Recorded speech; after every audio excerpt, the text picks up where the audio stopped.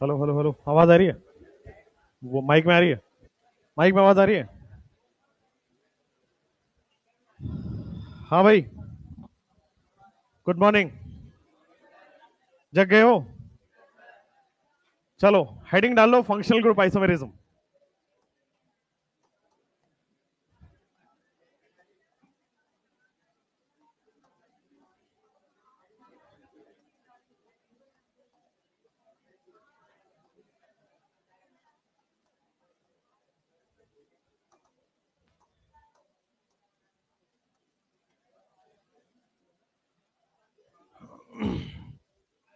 हाँ जी, बैठो, शांत।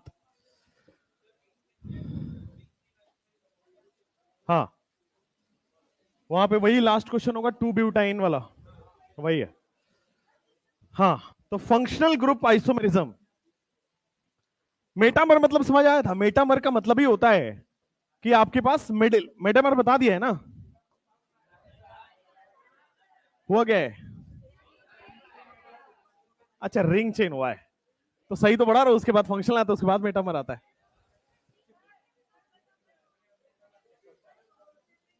उसमें क्वेश्चन हो गया था ना, चार पांच, चार पांच ही होता है उसमें।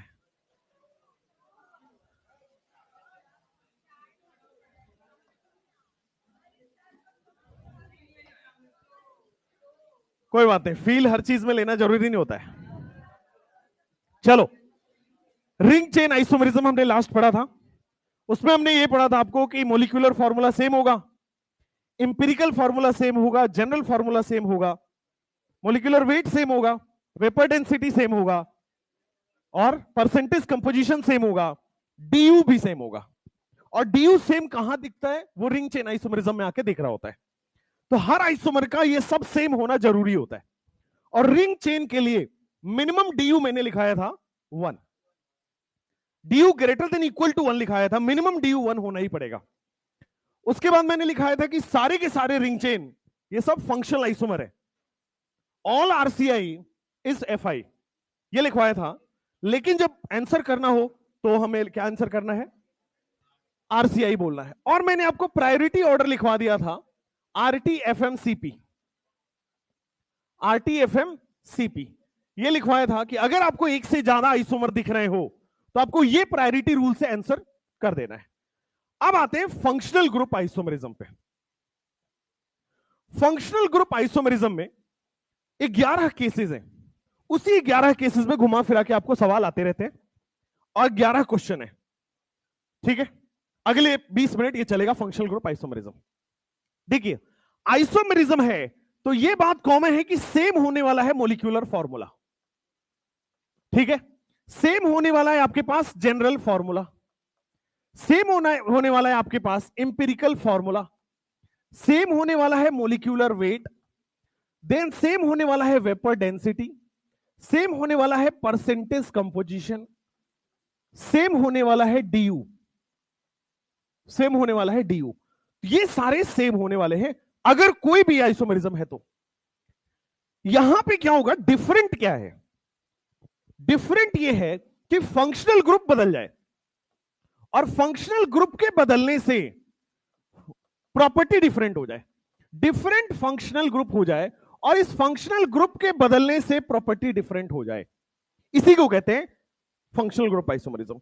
ये सारी चीजें तो सेम होगी, बट केवल और केवल डिफरेंस कहां आएगा? फंक्शनल ग्रुप में।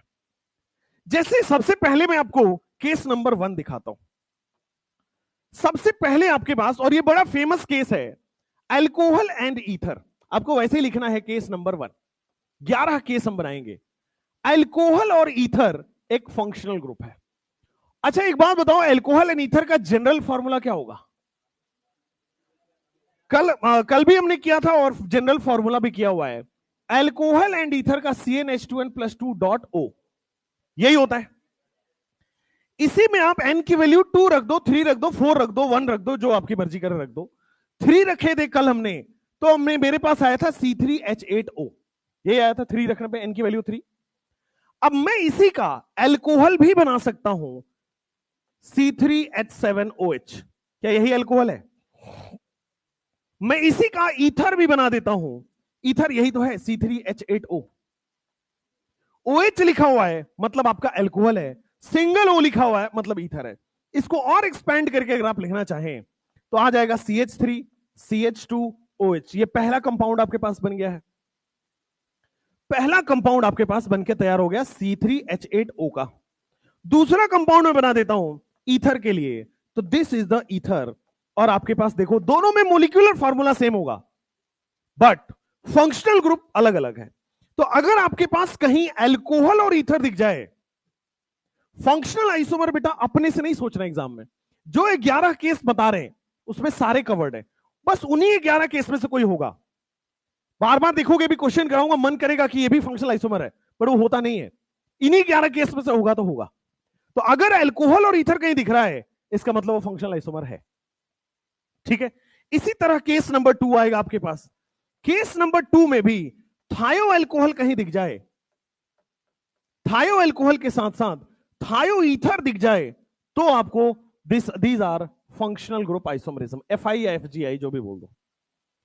थायो अल्कोहल एंड थायो ईथर भी FI या फंक्शनल ग्रुप आइसोमरिज्म ही है। समझाता हूं, FI या आइसोमरिज्म ही है। देखो अगर आपके पास कोई थायो अल्कोहल है तो क्या SH लिखा होगा, और थायो ईथर लगा होगा तो क्या S लगा होगा? सेम है, मतलब बस O की जगह S रखना है, इट इज ऑल सेम। तो नया एग्जांपल लिखने की यहां जरूरत नहीं है।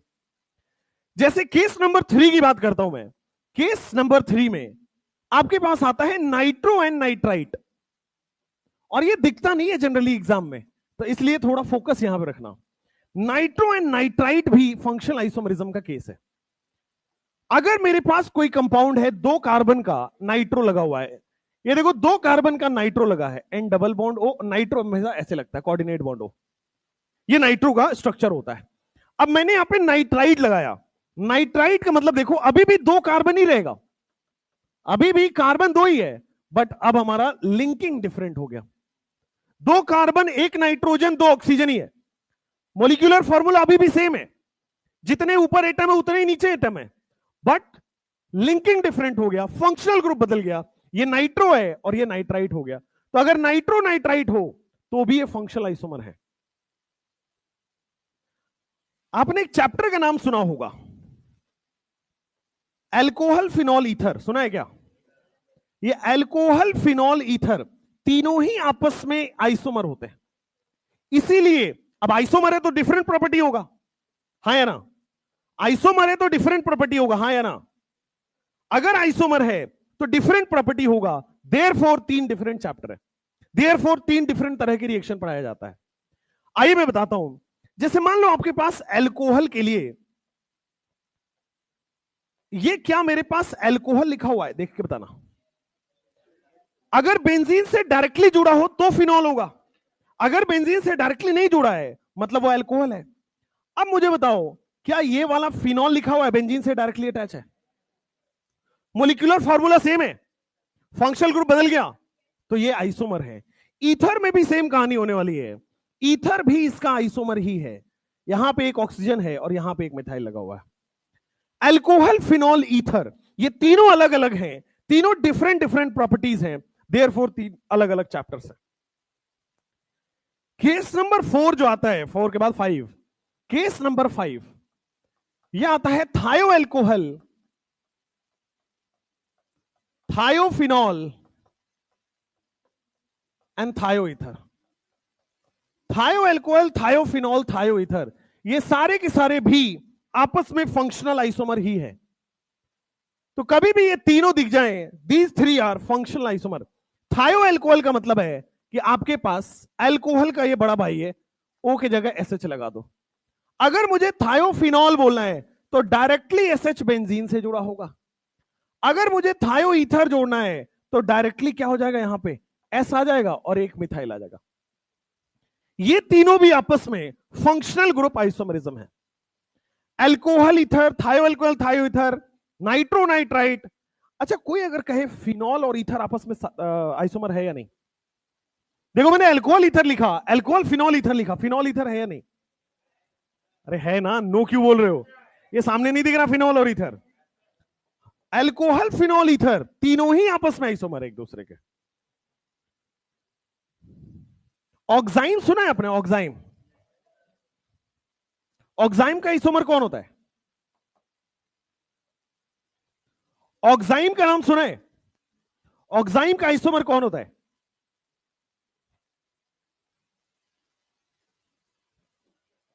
लिखो case number 6, amide and oxime are isomers. कितने लोगों का 2 ड्रॉप है इसमें? बहुत बढ़िया, इससे पहले वाले एग्जाम में आया था इसीलिए पूछा।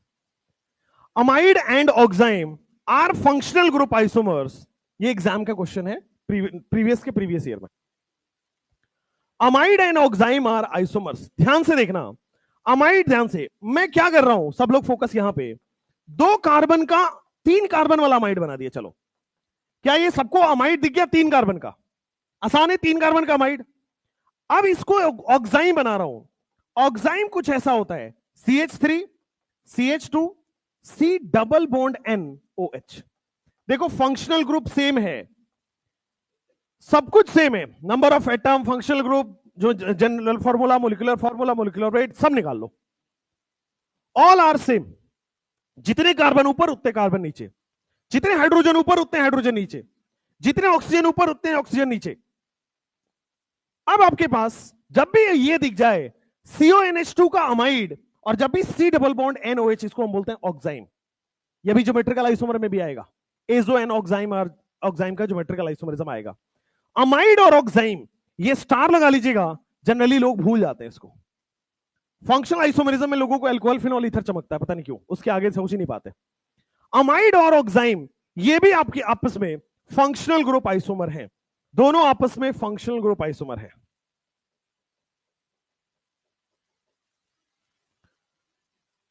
तो 6 केसेस हो गए, फटाफट नोट डाउन कर लो। 4-5 केसेस और हैं।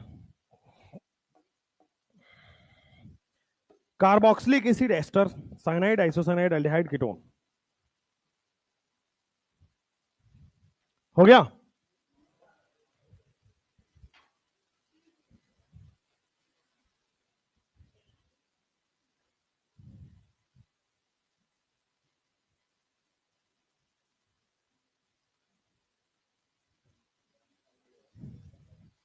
ये वाले में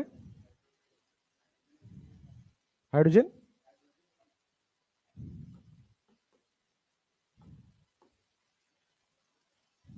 यहां पे हाइड्रोजन आएगा, 3, एक बॉन्ड भी तो कम है। कार्बन के 4 बॉन्ड नहीं थे ना?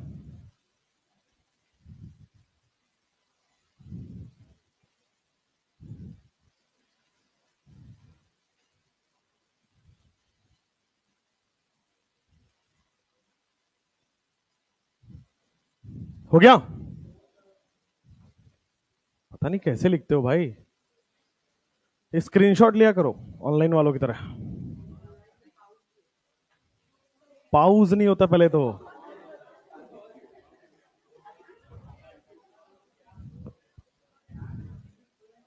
पाउज,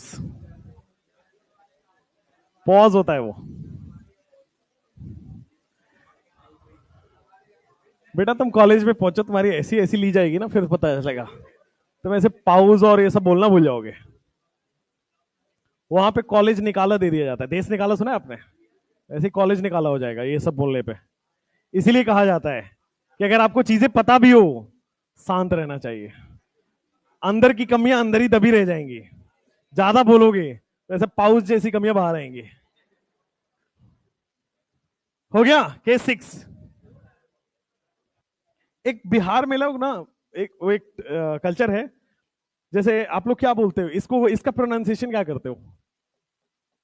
पाउज नहीं, यहां लोग पीपुल बोलते हैं इसको, पता नहीं क्यों। आपने सुना है ऐसा? मैं कंफ्यूज हो रहा, क्या बोल रहा है ये। मैंने तो पीपल सुना है, ये पीपुल बोल रहा है। कॉलेज, हाँ कॉलेज तो कानपुर वाले बोलते हैं। आप उनसे सर्वेसर से पढ़ोगे अभी, अभी वो फिजिकल केमिस्ट्री में फार्मूला पढ़ाएंगे आपको, ठीक ना? एक वो जब सर्वेसर बोलते हैं ना, ऐसे ऐसे हो जाते हैं वो, अपने आप ऑटोमेटिक डिंपल है उनके। सर्वेसर को देखोगे तो ऑटोमेटिक डिंपल आएगा उनके बोलते हुए, और फिर वो डिंपल के साथ जब फार्मूला बोलते हैं ना, ओहो, अलग ही है।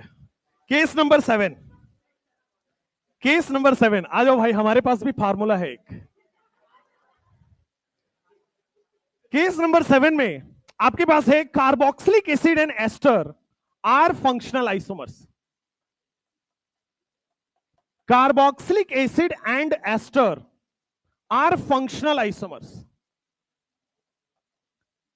तो कभी भी आपको कार्बोक्सिलिक एसिड और एस्टर दिख जाए, जैसे मान लो आपके पास 2 कार्बन का मैं कार्बोक्सिलिक एसिड बना रहा हूं, 3 कार्बन बना देता हूं, 3 कार्बन का मैंने ये कार्बोक्सिलिक एसिड बना दिया, सेम मोलिक्यूलर फॉर्मूला के साथ मैं फंक्शनल ग्रुप बदल देता हूं। देखो, सेम मोलिक्यूलर फॉर्मूला के साथ मैंने फंक्शनल ग्रुप बदल दिया है, and this is the ester.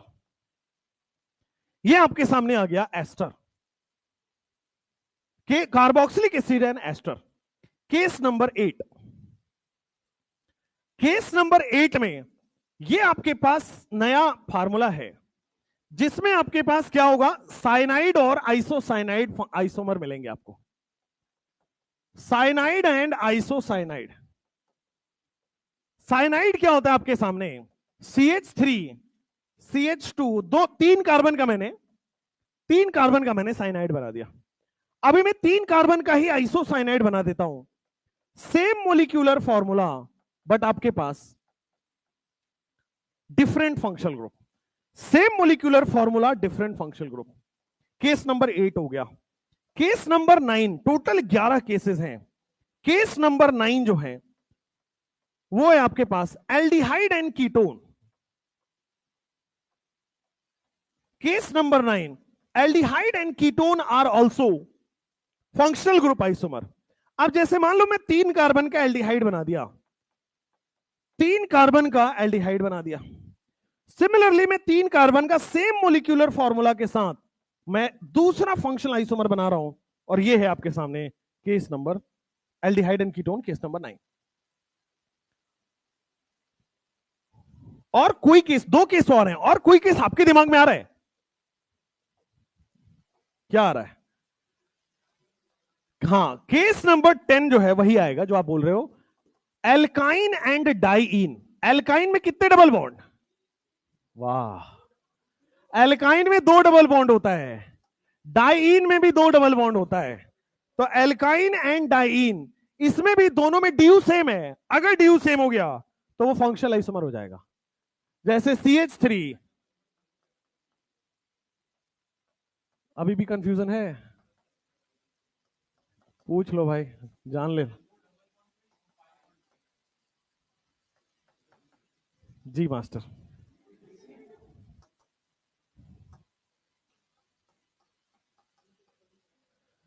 Alkyne and diene 2 pi bond है, और नीचे वाले में भी 2 पाई बॉन्ड है, मोलिक्यूलर फॉर्मूला सेम है और फंक्शनल ग्रुप डिफरेंट हो गया। केस नंबर 11, एक केस और है। हाँ, केस नंबर 11 आपको मैंने जब फंक्शनल ग्रुप पढ़ा रहा था वहीं पे बताया था, 1 degree amine, 2 degree amine and 3 degree amine, ये सारे के सारे आपके पास 1 degree amine, 2 degree amine, 3 degree amine, all 3 are functional isomers. अच्छा एक बात बताओ, अल्कोहल, फिनॉल, ईथर, ये तीनों आइसोमर है, तो 3 अलग अलग चैप्टर है। 1 degree amine, 2 degree amine, 3 degree अमीन, अलग अलग चैप्टर क्यों नहीं है आपके सिलेबस में? प्रॉपर्टी सेम है? अरे आइसोमर का प्रॉपर्टी सेम कैसे हो सकता है? आपके सिलेबस में केवल 1 डिग्री अमीन पढ़ना है, होता अलग अलग है। बट इन्हीं और जब आप अमाइन पढ़ोगे वहां पे केवल 1 डिग्री के रिएक्शंस देखेंगे, एक भी 2 डिग्री के। इसीलिए आप देखोगे हमेशा हर रिएक्शन में प्राइमरी अमीन बन रहा होता है। 1 डिग्री अमीन, गैब्रियल थैलिमाइड, प्राइमरी अमीन, समझ रहे हो? तो आपके सिलेबस में होता 3 अलग अलग है चैप्टर्स, बट आपके सिलेबस में केवल 1 डिग्री अमीन है। अब आ जाओ, तो इसीलिए जब भी अमीन के क्वेश्चन आएगी कौन सा अमीन बनेगा, आपके सिलेबस में 1 डिग्री अमीन ही है, तो प्राइमरी अमीन ही बनने के चांसेस हैं। चलो खैर, अब आ जाओ, आपके सामने मैं बना रहा हूं 3 कार्बन का मैंने अमीन बना दिया, 1 डिग्री अमीन ये बन गया। सेम मोलिक्यूलर फॉर्मूला के साथ मैं अभी 2 डिग्री अमीन बना रहा हूं, तो सेम मोलिक्यूलर फॉर्मूला के साथ 2 डिग्री अमीन ये बन गया। सेम ही मोलिक्यूलर फॉर्मूला हो तो मैं क्या बना दूंगा, 3 डिग्री अमीन। सेम ही मोलिक्यूलर फॉर्मूला हो तो मैं 3 डिग्री अमीन बना दूंगा। एक और केस है, case number 12। 1 degree amide, 2 degree amide and 3 degree amide are also functional isomers. 1 degree amide, 2 degree amide, 3 degree amide are also functional isomers. मैं अभी 4 कार्बन का अमाइड बना दिया 1 डिग्री। 2 डिग्री अमाइड बनाना हो तो एक कार्बन में ले जाके कहां जोड़ दूंगा, NH में।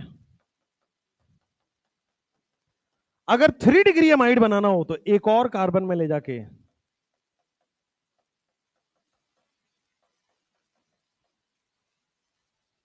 3 डिग्री अमाइड हो गया। तो 12 केसेस हैं जहां पे फंक्शनल आइसोमर्स एग्जिस्ट करते हैं। इसके अलावा फंक्शनल आइसोमर्स सोचना ही पाप है, होगा ही नहीं। आपकी छोड़िए, जेई मेंस में नहीं होगा। बताइए, हमारा एक केस बढ़ कैसे गया? अल्कोहल एंड ईथर लिखवा दिया, थायोल्कोहल थायोथर हो गया, alcohol phenol ether, thioalcohol carboxylic acid ester, cyanide isocyanide, aldehyde ketone. Numbering गलत की है क्या? नंबरिंग गलत की है। नाइट्रो नाइट्राइड भी है यहां पे, तो कोई बात नहीं, ज्यादा ही हुआ ना, कम थोड़ी हो रहा है। ऑक्साइम भी है। केस 6 इसमें मिसिंग है ना? अरे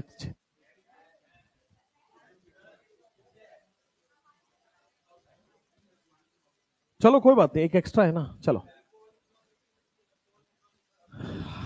हाँ बताओ।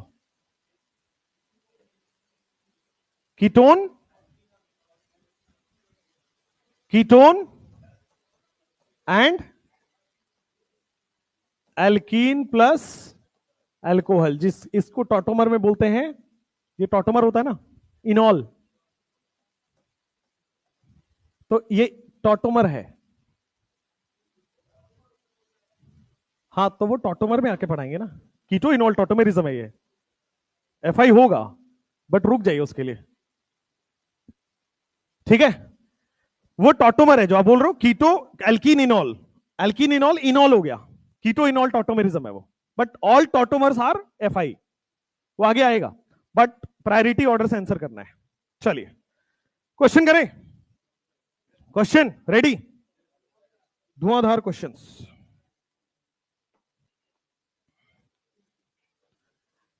ऐसे ज्ञान ले लो, मान लो कहीं एग्जाम में आपको ये लिखा है, what is the name of this, ज्ञान है ये बस, और इसका नाम क्या होता है, ये बस ज्ञान के लिए बता रहा हूं, काम आ जाएगा कहीं ना कहीं। इसका नाम होता है बेटा ऑक्सीरेन, एनसीईआरटी में दिया हुआ है, और इसका नाम होता है बेटा ऑक्सीटेन। ऑक्सीरेन ऑक्सीटेन, ठीक है। चलो, इपॉक्साइड पढ़ा था, वहीं का कॉमन नेमिंग है ये। चलो क्वेश्चन, ऑक्सीजन ऑक्सीजन हो गया।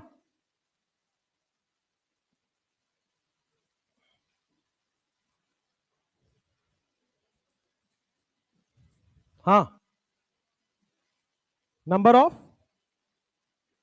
अल्कोहल और एल्डिहाइड दोनों में DU अलग अलग हो गया, आइसोमर नहीं होगा। एल्डिहाइड में डबल बॉन्ड आ गया, DU1, अल्कोहल में सिंगल बॉन्ड है, DU0। DU अलग होने पे आइसोमर नहीं होगा, आइसोमर के लिए सेम DU होना जरूरी है।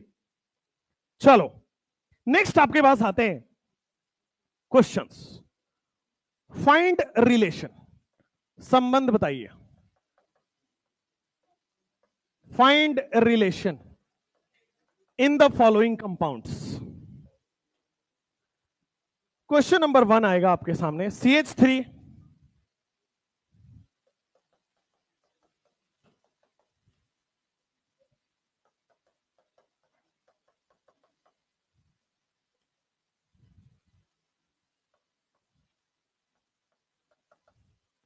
साथ साथ नोट करते रहना, देख लेना इसमें मैक्सिमम जो क्वेश्चंस हैं हो सकता है वो आइसोमर ही ना हो।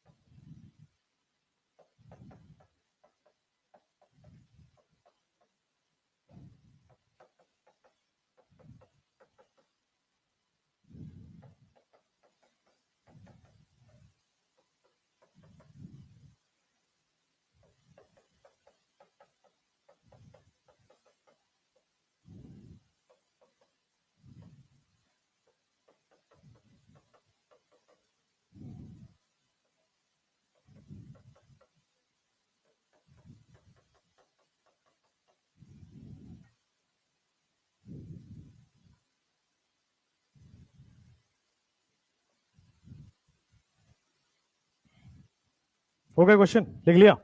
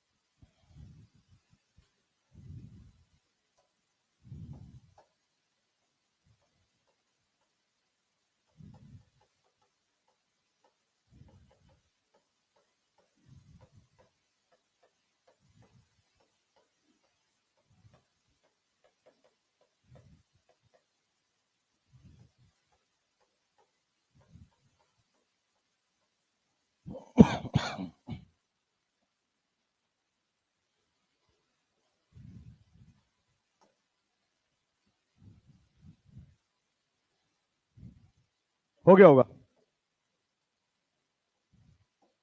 चलो क्वेश्चन करते हैं।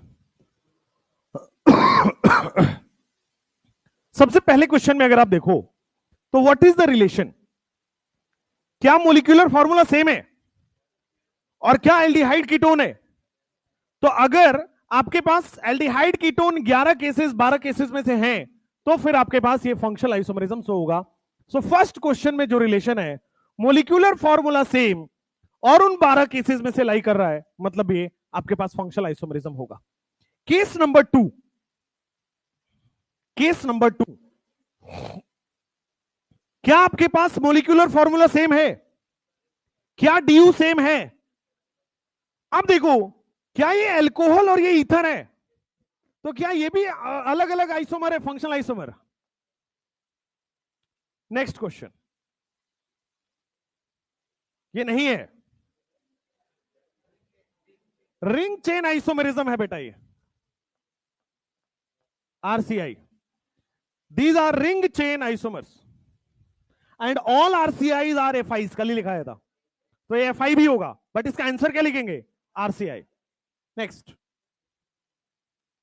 सेकेंड वाला एग्जांपल में मोलिकुलर फॉर्मूला सेम है, डीयू भी सेम है, आपके पास एक अल्कोहल है दूसरा ईथर है, साइक्लिक ईथर है, तो एक अल्कोहल है ईथर है, अल्कोहल फिनॉल ईथर तीनों आइसोमर होते हैं। चलो नेक्स्ट,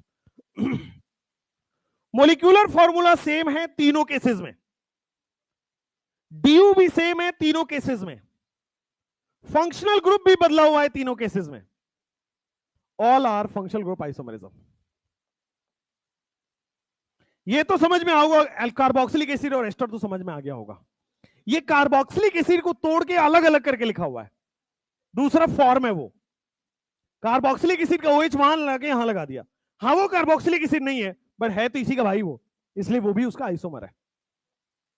आइसोमर में बताया था ना मैंने कल एग्जांपल कि ह्यूमन बॉडी है, हाथ तोड़ के पैर की जगह पैर तोड़ के हाथ की जगह लगा दो, स्ट्रक्चरल आइसोमर है, वो यही है। वो यहां तोड़ के यहां लगा दिया उसने और यहां वाला हाइड्रोजन वहां लगा दिया उसने, हाथ तोड़ के पैर की जगह, पैर तोड़ के हाथ की जगह, वैसी वाली चीज है। ठीक है, चलो नेक्स्ट। क्या ये एल्काइन और डाइईन है? एल्काइन और डाइईन फंक्शनल आइसोमर होते हैं? नेक्स्ट।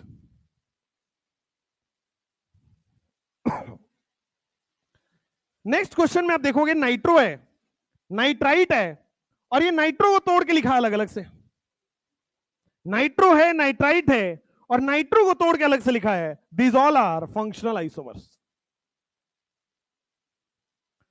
नाइट्रो नाइट्राइट तो फंक्शनल आइसोमर होते ही है, बट वही है, वो हाथ को तोड़ के पैर की जगह, पैर को तोड़ के हाथ की जगह लगाया हुआ है नाइट्रो का। नेक्स्ट, ये अमाइड है और यहां पे ऑक्साइम है। अमाइड जैसे आपको याद है CONH2, वैसे ही एक्साइम याद होना चाहिए C double bond NOH। Same amide को तोड़ के यहां पे लिखा हुआ है, अमाइड को तोड़ के लिखा हुआ है। These all are functional isomers. Molecular formula same, DU same, और एक ही चीज को डिफरेंट डिफरेंट वेज में लिखा गया है। That means they are FI, functional isomers. वो प्रीवियस ईयर क्वेश्चन है, आंसर क्या होगा? ऑल ऑफ द अबव है इसका answer, all of the above है।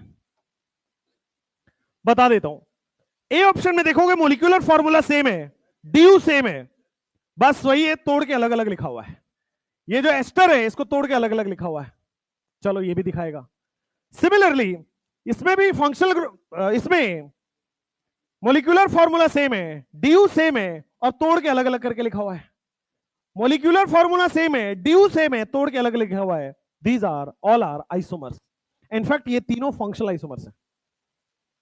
भाई ये फंक्शनल ग्रुप को तोड़ के फंक्शनल ग्रुप दूसरा बना दिया, ये फंक्शनल ग्रुप तोड़ के इसको दूसरा बना दिया। These all are FIs। जो लास्ट क्वेश्चन है, find minimum number of carbon required to show functional isomers. 1 या 2? 1 कहां आएगा? कौन से फंक्शनल आइसोमर बनाएगा? C? एक सेकेंड, अगर आप कह रहे हो C ट्रिपल बॉन्ड N, तो इस ये साइनाइड हो गया। कुछ तो लगाओगे इसके साथ, कार्बन के 4 बॉन्ड के लिए H लगा सकते हो क्या? नहीं। H लगा सकते हो क्या? H लगाओगे तो वो इनऑर्गेनिक कंपाउंड बन जाएगा, HCN। अच्छा, फिर आप दूसरा बनाओगे इसका CH3N ट्रिपल बॉन्ड C। कितने कार्बन है दोनों? 2 है ना? और सोचो, find minimum number of carbon. जो 1 बोल रहे थे वो कहां बोल रहे थे? 2 होगा आंसर, 1 होगा, 3 होगा? 3 होगा। 2 में तो दिख ही रहा है, तो मिनिमम तो हो गया ना।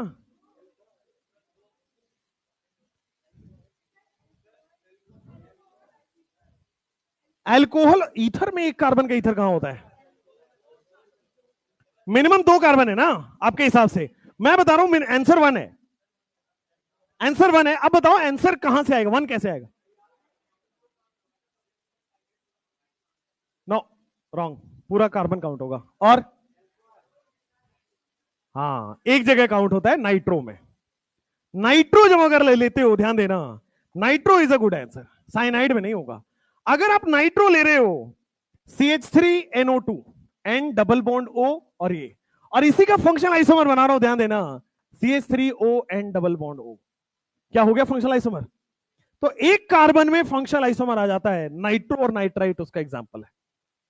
ठीक है, एक और एग्जांपल है इसका, एक फंक्शनल आइसोमर एक कार्बन में दिखाने का, वो कौन सा है? सोच के बताओ। एक और है,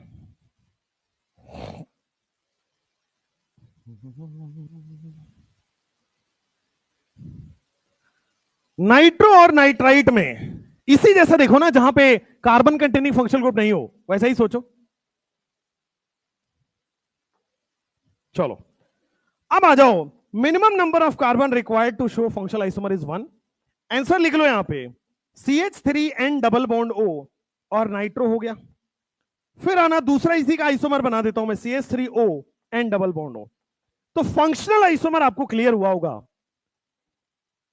molecular formula same, DU same, बस अलग अलग फंक्शनल ग्रुप लिखा हुआ है, that means it is functional isomer. ठीक है, जब भी आपको क्वेश्चन फंसे, तो लगे कि एक से ज्यादा आइसोमर है, R T F M C P. आपको देखो फंक्शनल आइसोमर, उससे उससे पहले या तो टॉटोमर आ सकता है इसीलिए मैंने कीटोन और इनॉल नहीं बताया, क्योंकि कीटोन और इनॉल होते तो फंक्शनल है बट लिखा जाता है टॉटोमर, तो वो टॉटोमर में बनाएंगे। अगर कहीं रिंग चेन आ जाए तो रिंग चेन ही लिखेंगे, फंक्शनल मत लिख देना। हालांकि सारे आरसीआई एफआई होते हैं, बट इसका आंसर क्या होगा? आरसीआई, क्योंकि प्रायोरिटी रूल चलेगा। चलिए, तो इसके बाद आपके पास आता है मेटामर। सोचने के लिए सोचिए, थायोर और एसएच और ओएच कहां से हो गए, आइसोमर कहां हो गए? एक में ओ, एक में एस में। थायो ईथर, हे भगवान, ईथर में मिनिमम 2 कार्बन चाहिए होगा। चलो हाँ, बी कैसे है? क्या मोलिकुलर फॉर्मूला सेम है? क्या डीयू भी सेम है? Molecular formula same, DU same. इस सीओसीएल को तोड़ के ही तो अलग से लिखा हुआ है। हाँ, बट ये तोड़ के लिखा है ना इसी का अलग फॉर्म। फंक्शनल आइसोमर होगा क्योंकि ये फंक्शनल ग्रुप है और इसी फंक्शनल ग्रुप का ये पार्ट है, राइट? उस केस में आएगा, कभी कभी बाहर भी आ जाएगा दादा, यही वाला सीख लो।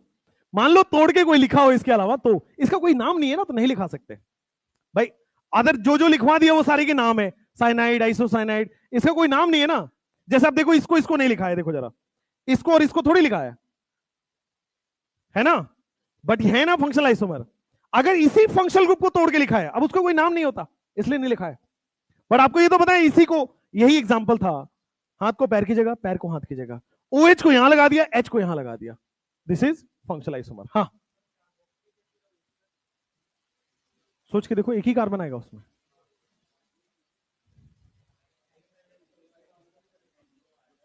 थोड़ा और सोचने की जरूरत है। आइए मेटामर हेडिंग डालेंगे, लास्ट बताऊंगा, क्लास के लास्ट बताऊंगा, तब तक सोचते रहो। मेटामर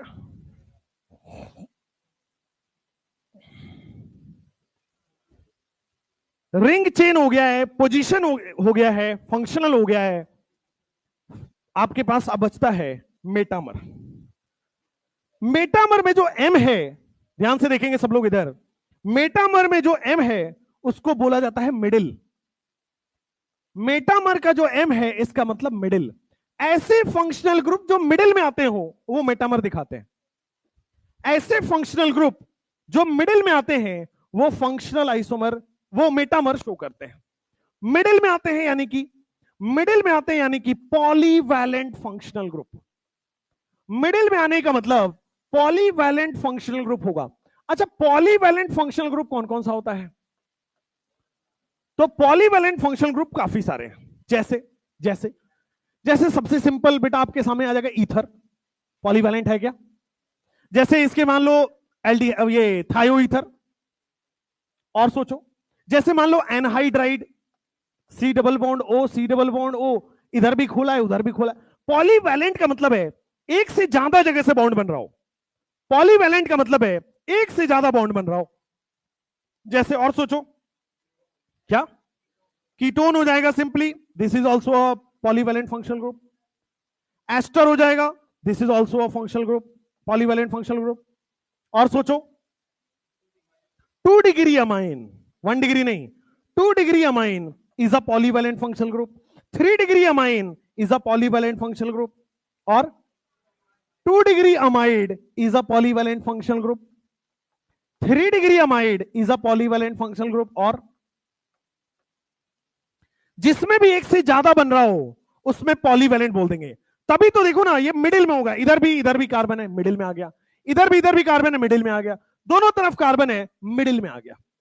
सो जो भी फंक्शनल ग्रुप पॉलीवैलेंट होंगे, जो मिडिल ऑफ द चेन में आएंगे, वही मेटामर दिखाएगा।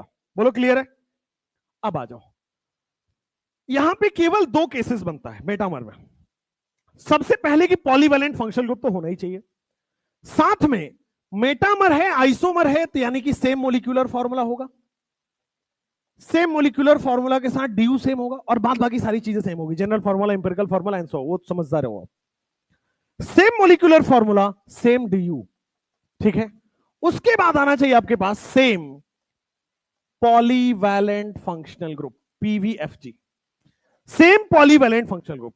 दो मेटामर में, दोनों में सेम पॉलीवैलेंट फंक्शनल ग्रुप होना चाहिए, यानी कि दो ईथर आपस में मेटामर होंगे, दो 2 डिग्री अमाइड मेटामर होंगे, सेम पॉलीवैलेंट फंक्शनल ग्रुप आना चाहिए। डिफरेंट क्या है, ध्यान दीजिएगा, डिफरेंट। अब बोर्ड पे देखो, मान लो पॉलीवैलेंट है तो इधर नंबर ऑफ कार्बन, इधर नंबर ऑफ कार्बन डिफरेंट होगा। ध्यान दीजिएगा, मेटामर में लोग कंफ्यूज होते हैं, इन दोनों को कंपेयर करने लगते हैं, रॉन्ग। मेटामर दो अलग अलग कंपाउंड होगा, इस वाले कंपाउंड का लेफ्ट और इस वाले कंपाउंड का लेफ्ट कंपेयर होगा, इस वाले कंपाउंड का राइट और इस वाले कंपाउंड का राइट कंपेयर होगा मेटामर के लिए। फिर से देखोगे, फिर से देखोगे, मेटामर तभी होगा जब पॉलीवैलेंट फंक्शनल ग्रुप लाई करेगा। तो क्या ये पॉलीवैलेंट फंक्शनल ग्रुप है?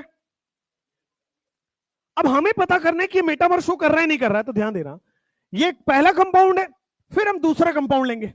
भाई दो कंपाउंड है ना आइसोमर, पहले कंपाउंड का लेफ्ट साइड और दूसरे कंपाउंड का लेफ्ट साइड अगर अलग अलग है, इसमें नंबर ऑफ कार्बन अलग, इसमें नंबर ऑफ कार्बन अलग है, तो ये मेटामर होगा। या फिर ये वाला का राइट साइड, ये वाले का राइट साइड अगर कंपाउंड नंबर ऑफ कार्बन अलग अलग है, तो ये मेटामर होंगे। या फिर ये दोनों और ये दोनों इंटायरली अलग अलग है, तो फिर क्या होगा, मेटामर शो होगा। मेटामर का मतलब है, मान लो ये आपने कीटोन लिया, पॉलीवैलेंट है, दूसरा कंपाउंड कीटोन होगा, पहले वाले कीटोन का लेफ्ट साइड और दूसरे वाले कीटोन का लेफ्ट साइड अगर नंबर ऑफ कार्बन अलग है, तो ये मेटामर होंगे। पहले वाले कीटोन का राइट और दूसरे वाले कीटोन का राइट अलग अलग है, तो मेटामर होगा। या फिर दोनों अलग अलग है, इसका लेफ्ट, इसका लेफ्ट, इसका राइट अलग अलग है, तो ये मेटामर होगा। मेटामर का मतलब लेफ्ट अलग हो या राइट अलग हो या दोनों ही अलग हो, दीज आर कॉल्ड मेटामर। वैसे मेटामर आपको बाहर से देखते ही नजर आ जाएगा कि पॉलीवैलेंट है तो मेटामर ही होने वाला है, और कोई होता ही नहीं पॉलीवैलेंट में। समझ में आया? पॉलीवैलेंट अगर दिखा रहा है, लेफ्ट लेफ्ट कंपेयर किया, राइट राइट कंपेयर किया, अगर अलग अलग आ रहा है, that means these are metamer. Different number of carbon metamer में आ जाएगा, different number of carbon around PVFG, polyvalent functional group के अराउंड, अराउंड का मतलब उसके लेफ्ट राइट में अगर डिफरेंट नंबर ऑफ कार्बन आ रहे हैं, these are called metamer. Metamer, M का मतलब मिडिल, मिडिल में आने वाले फंक्शनल ग्रुप, मिडिल में आने वाले फंक्शनल ग्रुप ये सारे, इसके बाद बाकी कोई भी मिडिल में नहीं आता, सारे मिडिल वाले हमने लिख लिए, ये होते हैं मेटामर। बाकी सारी चीजें सेम होगी, DU same, empirical formula same, general formula same, and so and so.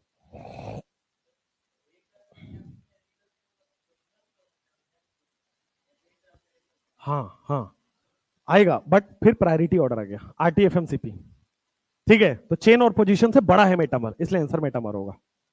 आ रहा हूं, लिखेंगे 2 पॉइंट नोट में, उसके बाद पहले नोट लिख लेंगे 2 पॉइंट, उसके बाद क्वेश्चन। नोट, अगर मान लीजिए दोनों साइड का नंबर ऑफ कार्बन बदल रहा है, तो आंख बंद करिए, मेटामर लिख दीजिए। अगर लेफ्ट और राइट दोनों साइड का नंबर ऑफ कार्बन चेंज हो रहा है, if number of carbon is changing in both side, अगर number of carbon, if number of carbon is changing in both side, अगर आपके पास दोनों ही साइड्स में नंबर ऑफ कार्बन चेंज हो रहा है, if number of carbon is changing in both sides, then it is called metamer. If number of carbon is changing in both sides, then it is called metamer. But अगर number of carbon केवल left या केवल right में change हो रहा हो, तो फिर मेटामर के साथ चेन भी आएगा, मेटामर के साथ पोजीशन भी आएगा, अभी बता रहा हूं। Note number 2, if number of carbon is changing, इसको लिख लो, अप्लाई करोगे तो समझ आएगा। If number of carbon is changing in only one side, अगर दोनों साइड में हो रहा है तो मेटामर है, लेकिन अगर केवल एक साइड हो रहा है, then the compound is metamer. Compound metamer तो होगा ही, but it will also show, metamer तो आंसर आ गया, बट ध्यान रखना है कि it will also show CI and PI। अगर दोनों साइड नंबर ऑफ कार्बन बदल रहा है कोई दिक्कत ही नहीं है, मेटामर बोल दो। केवल एक साइड बदल रहा है, केवल लेफ्ट या केवल राइट, तो फिर वो मेटामर तो होगा ही, उसके साथ साथ सीआई और पीआई भी शो करेगा। वो क्वेश्चन में आ रहा है अभी। कई बार क्या करता है, क्वेश्चन वाले ऐसे बता देते हैं, सीधा आंसर ना पूछ के बोलेगा मेटामर के साथ कौन सा आइसोमर आ रहा है, तो वो इस पॉइंट से कवर होता है। If number of carbon is changing in both side then it is simply metamer. दोनों लेफ्ट और राइट दोनों में नंबर ऑफ कार्बन बदल जाए, simply it is metamer. But केवल एक साइड नंबर ऑफ कार्बन अगर बदले, मेटामर तो होगा ही, इसके साथ साथ सीआई और पीआई भी होगा। एक और बात बताओ, अगर मेटामर भी है और सीआई पीआई भी है तो क्या शो होगा, फाइनल आंसर क्या होगा, मेटामर। प्रायोरिटी ऑर्डर में मेटामर ऊपर है, सीआई पीआई सबसे लास्ट में आता है।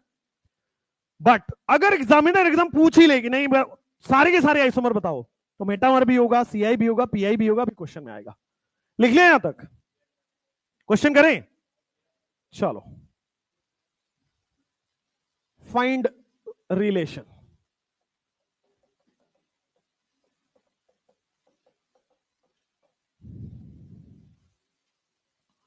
Find relation. कितने क्वेश्चन कराऊं, 50। इसके 11 करेंगे, उसके बाद आगे।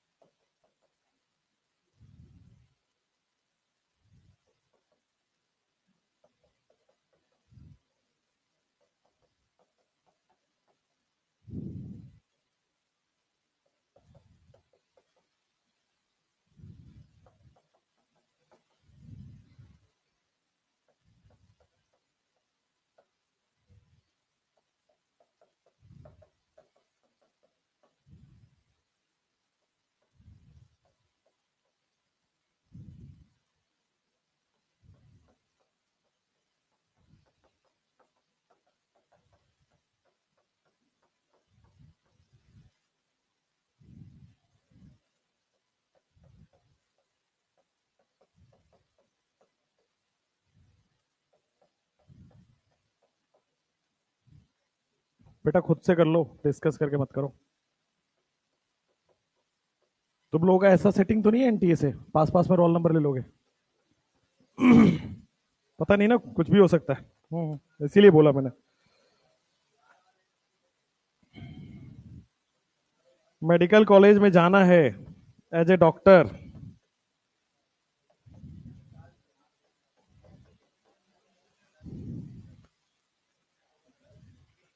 क्या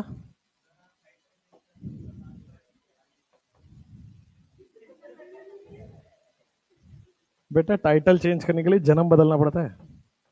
इतना आसान है क्या? तुम लोग बातें कितनी करते हो भाई, तुम्हारे पास कितनी बकवास चीजें हैं करने के लिए।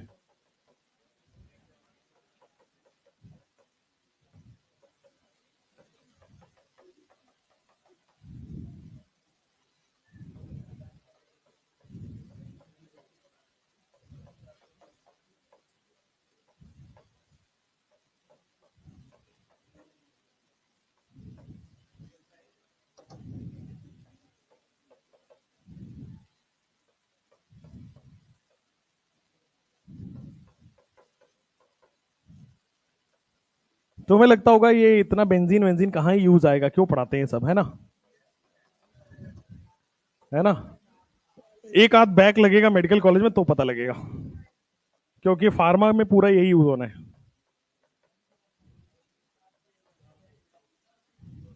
मेरी याद बहुत आएगी तुमको फार्मा सब्जेक्ट में।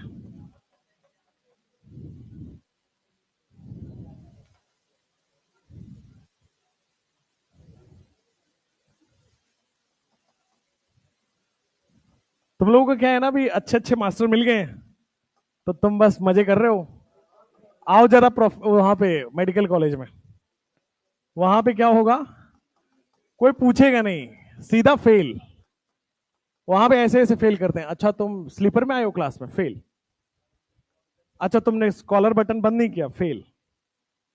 तुमने बाल बड़े रखे हैं, फेल। एएफएमसी में किसी को अगर मान लो मौका मिला, फिर देखना तुम्हारे दिन में तारे ना दिखा दिए एएफएमसी वालों ने ना, फिर कहना।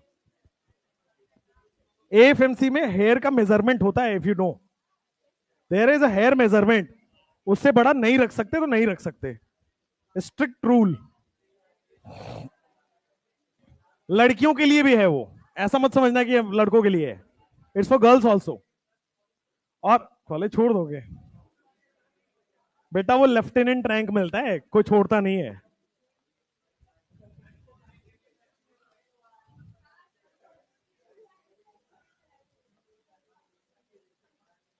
आपको पता है ना, वहां लड़कों को ज्यादा प्रायोरिटी मिलती है। इधर क्वेश्चन, क्वेश्चन।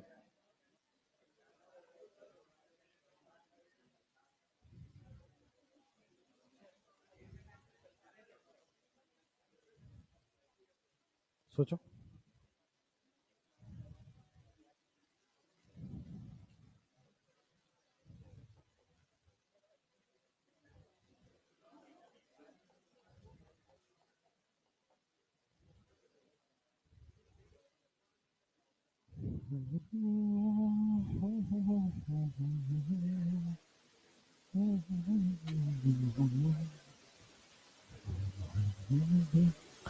चलो क्वेश्चन नंबर 1।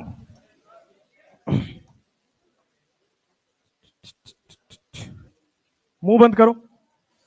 है क्या, क्या है तुम्हें, उसको बुलाओ। चुप रहो। हाँ, ऑक्साइम में, ऑक्साइम का सी डबल बॉन्ड NOH होता है।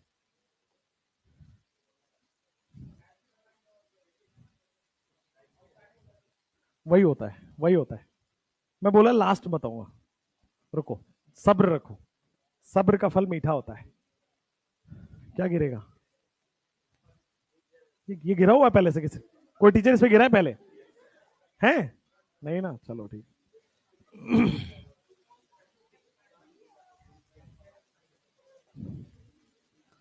टूट, मैं बाहर बैठू जाके, तो मैं पहाड़ में, हाँ यस, पहाड़ पे नहीं गया था, पहाड़ों में गया था। चलो, क्या मिला? पीस, शांति।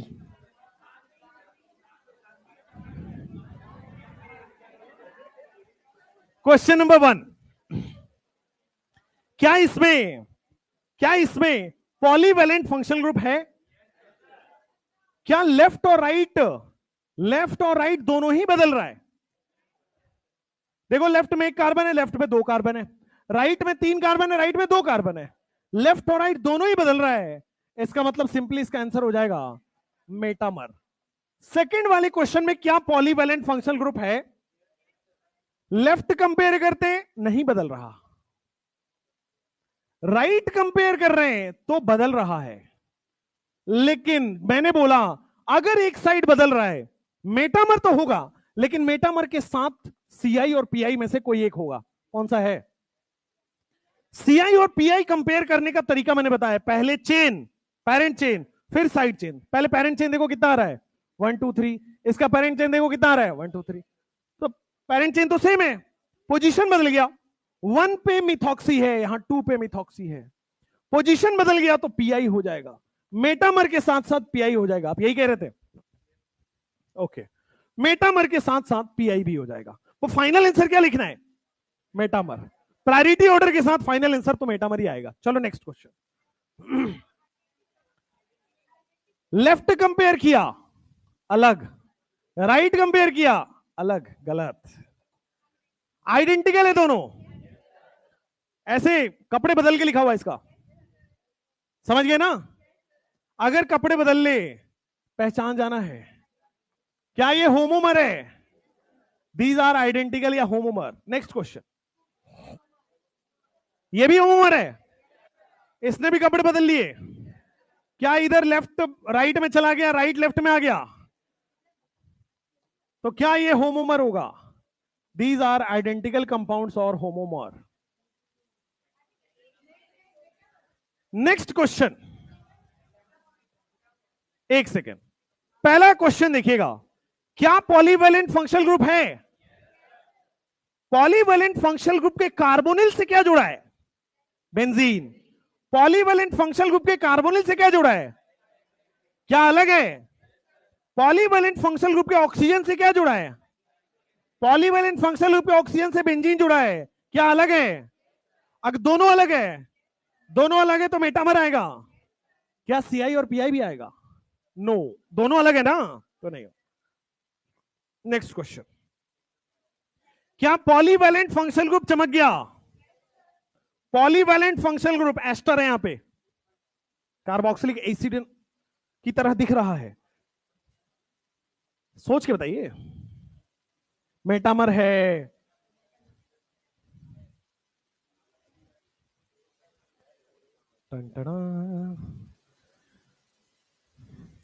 क्या मोलिक्यूलर फॉर्मूला सेम दिख रहा है?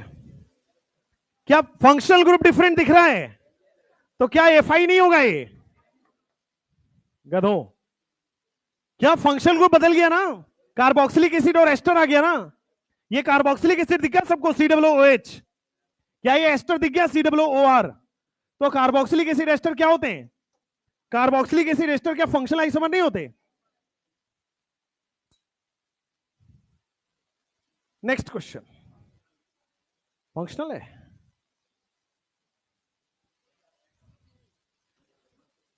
क्या एस्टर दिख रहा है यहां पे? दोनों जगह एस्टर दिख रहा है, तो फंक्शनल कैसे हुआ? अब एस्टर के कार्बोनिल से क्या जुड़ा है? मिथाइल। एस्टर के कार्बोनिल से क्या जुड़ा है? H, अलग हो गया, राइट में जाइए। एस्टर के ऑक्सीजन से जुड़ा है मिथाइल, एस्टर के ऑक्सीजन जुड़ा है इथाइल, दोनों अलग हो गए। अगर दोनों ही अलग हो जाता है तो सिंपली आंसर आ जाता मेटामर। क्या फिर से नीचे देखो, एस्टर है क्या? C डबल बॉन्ड O आ रहा है, C डबल बॉन्ड O आ रहा है, मतलब एस्टर है। एस्टर के कार्बोनिल से क्या जुड़ा है? बेंजीन। इसमें एस्टर के कार्बोनिल से क्या जुड़ा है? साइक्लोहेक्सेन, अलग हो गया, लेफ्ट में अलग है। राइट में चलिए, एस्टर के ऑक्सीजन से क्या जुड़ा है? साइक्लोहेक्सेन और OH, साइक्लोहेक्सेनॉल। एस्टर के ऑक्सीजन से क्या जुड़ा है? फिनॉल। क्या होगा? मेटामर बोल दूं? सब लोग बोल रहे हो मेटामर बोल दूं? मेटामर बोलूं? फंक्शनल होगा आंसर। Answer is FI। बेटा अगर मेटामर भी है, फंक्शनल भी है, तो आंसर क्या लिखते हो? RTFMCP। F पहले आता है, M बाद में आता है। ये मेटामर भी है, फंक्शनल भी है। फंक्शनल देखो ना, अल्कोहल और फिनॉल है, अल्कोहल है, फिनॉल है, तो मेटामर भी है, फंक्शनल भी है। क्या लिखोगे answer? Functional, priority order. Question next,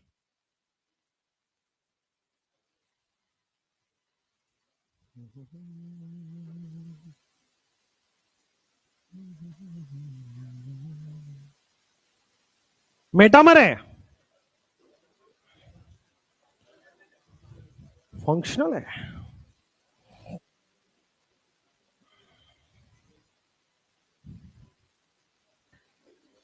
बेटा चीजों को सिंपली घूरने से नहीं होगा, इसको लिखिए। CH3 oxygen, C double bond O, CH3, ये लिखा हुआ है। इसको इथाइल है तो क्या 2 कार्बन लिखा हुआ होगा? ऑक्सीजन होगा, C डबल बॉन्ड O होगा, H होगा। अब देखो, अब देखो, दोनों एस्टर हैं क्या? नंबर ऑफ कार्बन ही बदल गया क्या? नहीं, दोनों एस्टर है ना। ऑक्सीजन से दोनों अलग अलग जुड़ा हुआ है, कार्बोनिल से दोनों अलग अलग जुड़ा हुआ है, तो मेटामर होगा ना। अब जरा देखना ध्यान से, अब जरा देखना ध्यान से, बेटा ये और ये क्वेश्चन सेम नहीं था क्या? नहीं था। ये और ये क्वेश्चन सेम नहीं था क्या? कपड़े बदल दिए उसने, फॉर्म बदल दिया, एक ही था। मिथाइल और इथाइल को बस तोड़ के लिखना था। मेटामर ही है, ये भी मेटामर ही होगा। अगला क्वेश्चन, कीटोन है, कीटोन के लेफ्ट में 1 कार्बन, यहां 2 कार्बन, 3 कार्बन 2 कार्बन, दोनों साइड बदल गया, मेटामर हो गया। अगला क्वेश्चन आ जाइए। कीटोन है, लेफ्ट और राइट अलग अलग है? नहीं, लेफ्ट सेम है, राइट अलग अलग है। मेटामर तो तय है, लेकिन मेटामर के साथ साथ क्या होगा? अगर इसका मैं पेरेंट चेन लूं 1 2 3 4 5, इसका मैं पेरेंट चेन लूं 1 2 3 4, पोजीशन वालों दिमाग में झटका लगा? चेन आइसोमर है वो।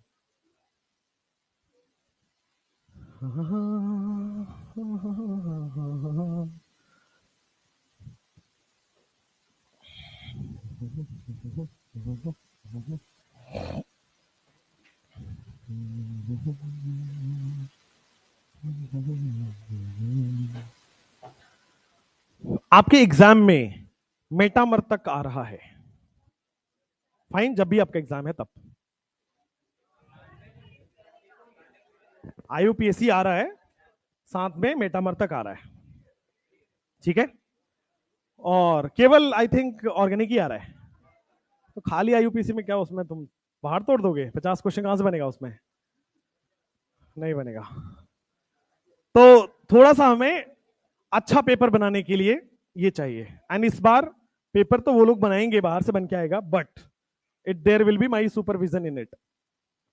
तो बहुत अच्छा स्कोर अगर नहीं किया, एक एक करके पर्सनली कुटाई होगी, ध्यान रखना। चलो, अभी क्या है, अगला टॉपिक आपको लग रहा होगा टॉटोमर है, राइट? अगला टॉपिक टॉटोमर नहीं है। टॉटोमर होगा जीओसी में, टॉटोमर होगा जनरल ऑर्गेनिक केमिस्ट्री में, हल्का सा रेजोनेंस की कॉन्सेप्ट लेने के जस्ट बाद, क्योंकि टॉटोमर क्या है, स्पेशल केस ऑफ रेजोनेंस है।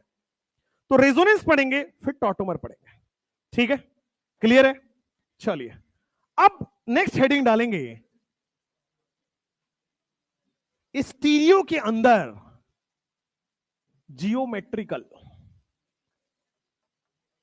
Geometrical isomerism. पहले ज्योमेट्रिकल आइसोमेरिज्म पढ़ेंगे, फिर आप ऑप्टिकल पढ़ेंगे, फिर कन्फर्मेशनल पढ़ेंगे, फिर आपका आइसोमेरिज्म खत्म होगा। ज्योमेट्रिकल आइसोमेरिज्म, हाँ पेन देना दो, ये ले लो, एक और दो, इसी साइज का, ये दे दो। हाँ, ये पेन दिख रहा है वहां तक? नहीं दिख रहा है? कोई बात नहीं, दिखेगा, फील करो, ध्यान से देखना। अभी तक जो भी हम पढ़ रहे थे आइसोमेरिज्म, वो सिंगल बॉन्ड का आइसोमेरिज्म पढ़ रहे थे, कहीं भी डबल बॉन्ड के अराउंड आइसोमेरिज्म नहीं पढ़ा है। पूरे कंपाउंड में डबल बॉन्ड था, ट्रिपल बॉन्ड था, बट वो सारी आइसोमेरिज्म एक कंपाउंड के आइसोमेरिज्म पढ़ रहे थे। Geometrical isomerism specifically double bond का आइसोमेरिज्म है, स्पेसिफिकली डबल बॉन्ड के अराउंड आइसोमेरिज्म काम करता है। अब देखो क्या है, मान लो मेरे पास ये लेफ्ट हैंड को आपको मानना है कार्बन, राइट हैंड भी आपका कार्बन है। अब मान लो लेफ्ट और राइट हैंड दोनों कार्बन है, और कार्बन के बीच में सिंगल बॉन्ड बना हुआ है, कार्बन और कार्बन के बीच में सिंगल बॉन्ड बना हुआ है, ठीक है? अगर सिंगल बॉन्ड है तो क्या मैं इसको आराम से जिधर चाहूं उधर रोटेट कर सकता हूं? 360 डिग्री आराम से, 360 डिग्री आराम से आप रोटेट कर सकते हो, आराम से नहीं हो पा रहा है।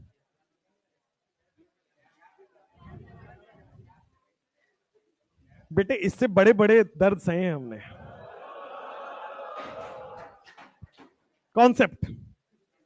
कॉन्सेप्ट तो क्या अगर सिंगल बॉन्ड हो, तो आप आराम से दोनों कार्बन को जिधर चाहो आप अपनी मर्जी के हिसाब से रोटेट कर सकते हो, राइट है? लेकिन अब मैंने क्या किया, डबल बॉन्ड बना देता हूं दो कार्बन के बीच में। Now there are double bonds in between the two carbon. अब आपके पास दो बॉन्ड बन गए। अगर मैं रोटेट किया, थोड़ा बहुत तो रोटेट हो जाएगा, after some point of time देखो ये दोनों बॉन्ड क्लैश हो रहा है, और ज्यादा रोटेट किया तो टूट जाएगा, ठीक है? इसको कहते हैं हम रोटेशन रुक रहा है। सिंगल बॉन्ड में क्या हो रहा था, रोटेशन अच्छे से हो पा रहा था, फ्री रोटेशन बोलते हैं सिंगल बॉन्ड में, आराम से जिधर चाहो मर्जी फ्री रोटेशन है। बट अगर मैं डबल बॉन्ड बना दे रहा हूं, अगर मैं डबल बॉन्ड बना रहा हूं तो क्या रेस्ट्रिक्ट हो गया रोटेशन? क्या रोटेशन रुक रहा है? तो डबल बॉन्ड को बोला जाता है रेस्ट्रिक्टेड रोटेशन। सिमिलरली आप फील कर पाओगे ट्रिपल बॉन्ड में क्या होता है, ज्यादा restricted rotation. But triple bond की रेस्ट्रिक्टेड रोटेशन आपके सिलेबस में नहीं है, ना जेई मेंस में है ना नीट में है, सीधा जेई एडवांस में है, वो अपने को पढ़ना नहीं है। सिंगल बॉन्ड और डबल बॉन्ड के अराउंड ही ज्योमेट्रिकल आइसोमेरिज्म आपको आएगी। सिंगल बॉन्ड का ज्योमेट्रिकल आइसोमेरिज्म नहीं होगा, रीजन हर जगह इसको रोटेट किया जा सकता है। मैंने क्या बोला था, स्टीरियो आइसोमेरिज्म में एंगल का डिफरेंस आता है। अब इसमें किसी भी एंगल पे जा सकते हैं, कोई डिफरेंस नहीं है, किसी भी एंगल पे जा सकते हैं सिंगल बॉन्ड में। लेकिन अगर डबल बॉन्ड होगा तो वहां एंगल में रुकावट आएगी, थोड़ा एंगल तो बदल जाएगा, ज्यादा बदलेंगे तो टूट जाएगा। तो ज्योमेट्रिकल आइसोमेरिज्म हमेशा रेस्ट्रिक्टेड रोटेशन पे आएगा। जहां पे रोटेशन रुक रहा हो, जहां पे एंगल बदल रहा हो, एंगल चेंज हो रहा हो, वहां पे आएगा ज्योमेट्रिकल आइसोमेरिज्म। मतलब geometrical isomerism comes for restricted rotation. जहां पे रेस्ट्रिक्टेड रोटेशन होगा वहां पे ज्योमेट्रिकल आइसोमेरिज्म आएगा। सबसे पहला पॉइंट आएगा रेस्ट्रिक्टेड रोटेशन। और आपके सिलेबस में जो रेस्ट्रिक्टेड रोटेशन है वो दो जगह पढ़ना है। पहला जगह मैंने आपको पढ़ा दिया डबल बॉन्ड में। डबल बॉन्ड में रोटेशन रुक रहा है, रेस्ट्रिक्टेड रोटेशन है। एक और चीज इमेजिन करो, अगर मैंने यहां पे साइक्लोहेक्सेन बना दिया, रिंग है, अब इस साइक्लोहेक्सेन को मैं इधर से और इधर से पकड़ के यहां लाया हूं, ध्यान से देखना, इस साइक्लोहेक्सेन के इस कार्बन से पकड़ा हूं और इस साइक्लोहेक्सेन के इस कार्बन से पकड़ा हूं। अब मैं रोटेट कर रहा हूं, क्या ये टूटेगा? क्या फिर से रेस्ट्रिक्टेड रोटेशन होगा? ये डबल बॉन्ड की तरह तो काम कर रहा है। मान लो ये कार्बन है, बीच में डबल बॉन्ड ही तो हो गया ये। तो चाहे आप डबल बॉन्ड बोलो, चाहे आप रिंग बोलो, बात तो एक ही है ना, हो तो रेस्ट्रिक्टेड रोटेशन ही रहा है। भाई इस डबल बॉन्ड के अराउंड भी घुमाऊंगा तो ये दोनों आपस में टक्कर खाएंगे, इस डबल बॉन्ड के अराउंड घुमाऊंगा, इस रिंग के अराउंड घुमाएंगे तो भी रेस्ट्रिक्टेड रोटेशन होगा। तो चाहे रिंग हो, यानी कि साइक्लो एल्केन की बात कर रहे हैं, चाहे रिंग हो चाहे डबल बॉन्ड हो, रेस्ट्रिक्टेड रोटेशन होगा। हम बॉन्ड को घुमा नहीं पाएंगे, और अगर कार्बन को हम नहीं घुमा पा रहे मतलब रेस्ट्रिक्टेड रोटेशन है। और अगर रेस्ट्रिक्टेड रोटेशन देख लिया, आंख बंद करके कहना वहां ज्योमेट्रिकल आइसोमेरिज्म है। अगर रेस्ट्रिक्टेड रोटेशन दिख गया मतलब वहां पे आपका क्या आ जाएगा, ज्योमेट्रिकल आइसोमेरिज्म।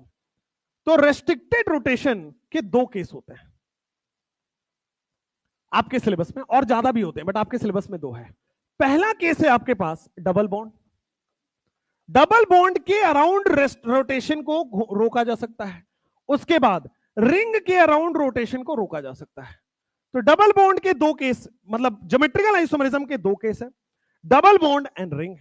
डबल बॉन्ड के अराउंड रेस्ट्रिक्शन रोटेट होता है, रोटेशन रेस्ट्रिक्ट होता है, और रिंग के अराउंड रोटेशन रेस्ट्रिक्ट होता है। और इन दोनों रेस्ट्रिक्टेड रोटेशन के अराउंड ही आपको ज्योमेट्रिकल आइसोमेरिज्म सोचना है, समझना है, पढ़ना है। इन दोनों रेस्ट्रिक्टेड रोटेशन के अराउंड ही आपको ज्योमेट्रिकल आइसोमेरिज्म सोचना, समझना और पढ़ना है। इन दोनों ज्योमेट्रिकल आइसोमेरिज्म के अराउंड ही आपको सोचना, समझना, पढ़ना है। ध्यान से देखिएगा। आइए ज्योमेट्रिकल आइसोमेरिज्म पे बात करते हैं। सबसे पहले मान लीजिए सबसे पहले आपके पास आएगा एक कंपाउंड बना रहा हूं, कार्बन डबल बॉन्ड कार्बन। क्या यहां रेस्ट्रिक्टेड रोटेशन है? क्या रेस्ट्रिक्टेड रोटेशन है? अगर रेस्ट्रिक्टेड रोटेशन है तो इस कार्बन के भी दो बॉन्ड होंगे, इस कार्बन के भी दो बॉन्ड होंगे, ठीक है। सबसे पहला कंडीशन आया ज्योमेट्रिकल आइसोमेरिज्म के लिए रेस्ट्रिक्टेड रोटेशन होना चाहिए। इसको लिख लीजिए, कंडीशन नंबर 1। कंडीशन नंबर 1, सबसे पहला कंडीशन ज्योमेट्रिकल आइसोमेरिज्म के लिए आएगा रेस्ट्रिक्टेड रोटेशन। फिर आते हैं कंडीशन नंबर 2। अब ध्यान से कंडीशन नंबर 2 भी समझिए। ज्योमेट्रिकल आइसोमेरिज्म कंडीशन नंबर 1 से ये समझ आया, या तो पाई बॉन्ड हो जाए यानी कि डबल बॉन्ड, या तो रिंग हो जाए तो रेस्ट्रिक्टेड रोटेशन आएगा। कंडीशन नंबर 2, इस रेस्ट्रिक्टेड रोटेशन के अराउंड, इस रेस्ट्रिक्टेड रोटेशन के अराउंड जो बॉन्ड है, यानी कि इस रेस्ट्रिक्टेड रोटेशन के लेफ्ट में देखो, अगर दोनों अलग अलग हैं, इस रेस्ट्रिक्टेड रोटेशन के लेफ्ट में अगर दोनों अलग अलग हैं तो जीआई शो करेगा, राइट में भी दोनों अलग अलग हैं तो ये जीआई शो करेगा। ध्यान से देखिए, इसको कंपेयर नहीं करना, लेफ्ट राइट कंपेयर नहीं करना, लेफ्ट लेफ्ट से कंपेयर करना है, राइट राइट से कंपेयर करना है। क्या लेफ्ट और राइट सेम है? नहीं। अगर सेम नहीं है तो जीआई शो करेगा।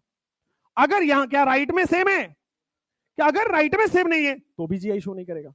कहने का मतलब है कंडीशन नंबर 2 होना चाहिए रेस्ट्रिक्टेड रोटेशन तो हो, साथ साथ में लेफ्ट का वैलेंसी इक्वल ना हो एंड साथ में राइट का वैलेंसी भी इक्वल ना हो। पहला कंडीशन रेस्ट्रिक्टेड रोटेशन हो और रेस्ट्रिक्टेड रोटेशन का वैलेंसी इक्वल ना हो, this is the condition for GI. जैसे मान लीजिए आपके पास मैं ये लिखता हूं कार्बन डबल बॉन्ड कार्बन, यहां पे लिख देता हूं Cl, यहां पे लिख देता हूं H, यहां पे लिख देता हूं H, यहां पे लिख देता हूं Br। सबसे पहला कंडीशन देखा, क्या रेस्ट्रिक्टेड रोटेशन है? हां है। फिर मुझे पता चला कि क्या इन दोनों में, क्या ये दोनों इक्वल है लेफ्ट में, तो जीआई शो कर रहा है। क्या राइट में इक्वल है, तो जीआई शो कर रहा है। अगर इक्वल हो जाते, मान लो एक काम यहां पे कर देता हूं, मान लो यहां पे मैंने Br की जगह H लगा दिया, क्या अब ये जीआई शो करेगा? दोनों साइड अनइक्वल होने पे जीआई शो हो रहा है, किसी भी साइड इक्वल हो जाए जीआई शो नहीं करेगा, किसी भी साइड इक्वल दिख जाए जीआई शो नहीं करेगा। दोनों ही साइड बराबर नहीं होना चाहिए, बराबर होते ही जीआई शो नहीं करेगा। अच्छा, अब आप सोचोगे कि बराबर होने से फर्क क्या पड़ रहा है? अगर इक्वल हो रहा है, एक काम करो, मैं इस हाइड्रोजन को यहां लगा दूं, इस हाइड्रोजन को यहां लगा दूं, कोई फर्क पड़ेगा? तो इक्वल होने से कोई नया कंपाउंड जनरेट नहीं हो रहा है चेंज करने से। भाई रेस्ट्रिक्टेड रोटेशन क्यों हुआ? क्योंकि चेंज करने पर एक नया कंपाउंड बने। बट अगर मैं इक्वल कर दूंगा तो चेंज करने पर नया कंपाउंड नहीं बनेगा, इसीलिए वो जीआई शो नहीं कर रहा है। जीआई शो करने की दो कंडीशन, कंडीशन नंबर 1 की रेस्ट्रिक्टेड रोटेशन होना चाहिए। रेस्ट्रिक्टेड रोटेशन का मतलब या तो डबल बॉन्ड दिख जाए या तो रिंग दिख जाए, और इस रेस्ट्रिक्टेड रोटेशन के अराउंड वैलेंसी अनइक्वल होनी चाहिए। इस रेस्ट्रिक्टेड रोटेशन के दोनों तरफ वैलेंसी अलग होनी चाहिए, डिफरेंट होनी चाहिए, यानी कि लेफ्ट में दोनों डिफरेंट हो, राइट में दोनों डिफरेंट हो। किधर भी इक्वल हुआ जीआई शो नहीं करेगा, geometrical isomerism do not exist. तो दो कंडीशन है जिससे आपको आइडिया लग गया कि जीआई कहते किसे हैं। जैसे मान लो आपके पास, इसी कंडीशन में कंटिन्यू करो, जैसे मान लो आपके पास ये मैंने रिंग बना दिया। अब मुझे ये पता है ये वाला कार्बन देखना है, ये वाला कार्बन देखना है, मैंने अभी बता दिया है कि कार्बन देखना है। अब इस कार्बन पे 2 बॉन्ड बन सकते हैं, इस कार्बन पे भी 2 बॉन्ड और बन सकते हैं, क्योंकि कार्बन के टोटल 4 बॉन्ड होते हैं। मैंने यहां लगा दिया H, यहां लगा दिया Cl, यहां लगा दिया H, यहां लगा दिया Br। क्या ये जीआई शो करेगा? करेगा, क्योंकि रेस्ट्रिक्टेड रोटेशन के दोनों कार्बन पे अनइक्वल वैलेंसी है, जीआई शो करेगा। रेस्ट्रिक्टेड रोटेशन हो, रेस्ट्रिक्टेड रोटेशन के अनइक्वल रेस्ट्रिक्टेड रोटेशन के दोनों कार्बन पे अनइक्वल वैलेंसी हो तो जीआई शो करेगा। रेस्ट्रिक्टेड रोटेशन हो, रेस्ट्रिक्टेड रोटेशन के दोनों ही कार्बन पर अनइक्वल वैलेंसी हो, डिफरेंट वैलेंसी हो, जीआई शो करेगा। नोट कर लीजिए फटाफट से।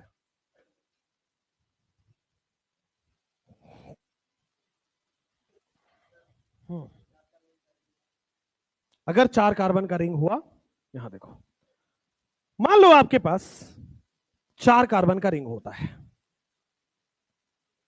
मैं कोई भी 2 कार्बन पकड़ लेता हूं, इसको हाथ में पकड़ो, अब रोटेट करोगे तो रेस्ट्रिक्ट करेगा ना, आपस में टकराएगा, रेस्ट्रिक्टेड रोटेशन है, शो करेगा। अगर अनइक्वल वैलेंसी हो तो यहां पे HCl हो, यहां पे F और Cl हो, अगर अनइक्वल वैलेंसी है तो जीआई शो करेगा। 5 कार्बन में भी, जस्ट 1 सेकेंड, 5 कार्बन में भी जीआई शो होगा। अगर अनइक्वल, कोई भी 2 कार्बन पकड़ लो और किसी भी 2 कार्बन को ऊपर हाथ में पकड़ दो और रोटेट करो तो रेस्ट्रिक्ट हो रहा है, रेस्ट्रिक्टेड रोटेशन होगा तो आपके सामने क्या आ जाएगा? अनइक्वल वैलेंसीज अगर आप दिखा दो तो रेस्ट्रिक्टेड रोटेशन शो करेगा। अब आपका कहना है कि सर यहां दोनों इक्वल हो सकता है, अब आपका कहना है इन तीनों में कहीं दोनों जगह HH लगाओ, केवल रेस्ट्रिक्टेड रोटेशन के कार्बन पे अनइक्वल वैलेंसी होनी चाहिए, बात बाकी कहीं भी इक्वल हो कोई फर्क नहीं पड़ता, केवल रेस्ट्रिक्टेड रोटेशन के कार्बन पे अलग अलग वैलेंसी होनी चाहिए, रेस्ट्रिक्टेड रोटेशन के कार्बन पे अलग अलग वैलेंसी होनी चाहिए, रेस्ट्रिक्टेड रोटेशन के कार्बन पे अलग अलग वैलेंसी होनी चाहिए। क्वेश्चन में स्पेसिफाई होगा कौन सा रेस्ट्रिक्टेड कार्बन है। ऊपर में HCl है, हाँ होगा, होगा। मान लीजिए क्वेश्चन एक आया कि मैं यहां पे Br को HCl कर देता हूं, क्या ये जीआई शो करेगा? करेगा ना। ऊपर वाले में अनइक्वल है, नीचे वाले में अनइक्वल है, अनइक्वल होना चाहिए, ठीक है ना। आप इसको कंपेयर नहीं कर सकते कि सर दोनों देखो सेम आ गया, नो। ऊपर का अलग कंपेयर होगा, नीचे का अलग कंपेयर होगा, दोनों रेस्ट्रिक्टेड रोटेशन अलग कंपेयर होगा। हाँ बता रहा हूं, 5 कार्बन के बाद अगर मान लीजिए आपके पास 3 कार्बन है, क्या रेस्ट्रिक्टेड रोटेशन शो होगा? कोई भी 2 कार्बन पकड़ो और उसको घुमाओ, कोई भी 2 कार्बन पकड़ते हैं, मान लो ये वाला और ये वाला पकड़ लेते हैं, अब इसको मैं घुमा रहा हूं, क्या रेस्ट्रिक्टेड रोटेशन होगा? टूटेगा, टूटेगा, तीसरा रिंग टूटेगा आपस में। इसलिए अगर डिफरेंट वैलेंसीज हैं तो जीआई शो होगा।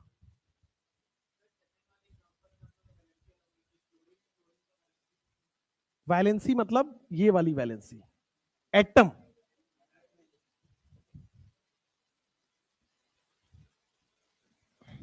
दोनों वैलेंसी का मतलब दोनों बॉन्ड्स अनइक्वल होने चाहिए, दोनों अलग अलग एटम होने चाहिए। कोई भी रिंग अगर आपके पास आ जाए तो वह रेस्ट्रिक्टेड रोटेशन शो करता है एक लेवल तक। अभी 8 कार्बन के रिंग तक आने दो, रुक जाओ। और इसके केसेस अभी हैं, इन सब के केसेस हैं, अभी आऊंगा, और डिफरेंट डिफरेंट केसेस हैं। कई बार ये करेगा, कई बार ये नहीं भी करेगा, सबके केसेस पढ़ने हैं आपको। अभी एंट्री कर रहे हो आप, धीरे धीरे, जल्दी जल्दी करो। हो गया?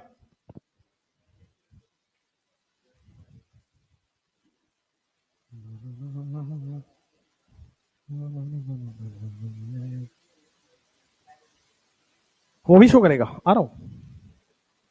अगर पाई बॉन्ड है तो जीआई शो करेगा, रिंग है तो जीआई शो करेगा, रिंग के अंदर पाई बॉन्ड है तो जीआई शो करेगा। आ रहे हैं उस पर सारे केसेस। अभी देर आर 15 और 16 केसेस फॉर जीआई, अभी एंट्री कर रहे हैं।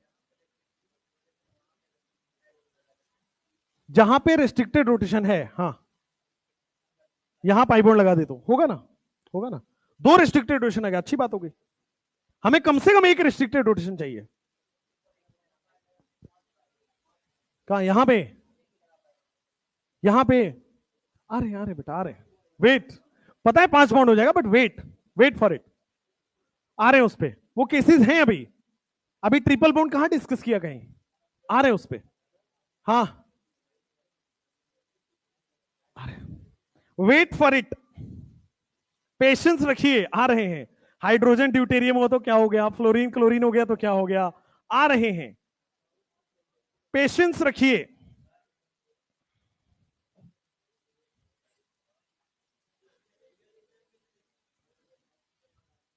अरे कमिंग, एरियल डिस्टेंस सिस्टेंस में समझाऊंगा, आ रहा हूं, आ रहा हूं, मैं उस पर आ रहा हूं, प्लीज वेट, पेशेंस रखिए बेटा।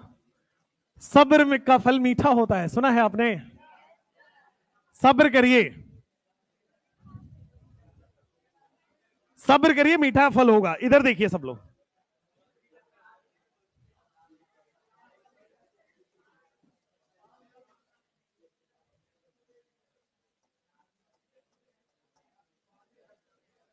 चलो ज्योमेट्रिकल आइसोमरिज्म में एक कॉन्सेप्ट और समझाता हूं, ध्यान से देखिएगा।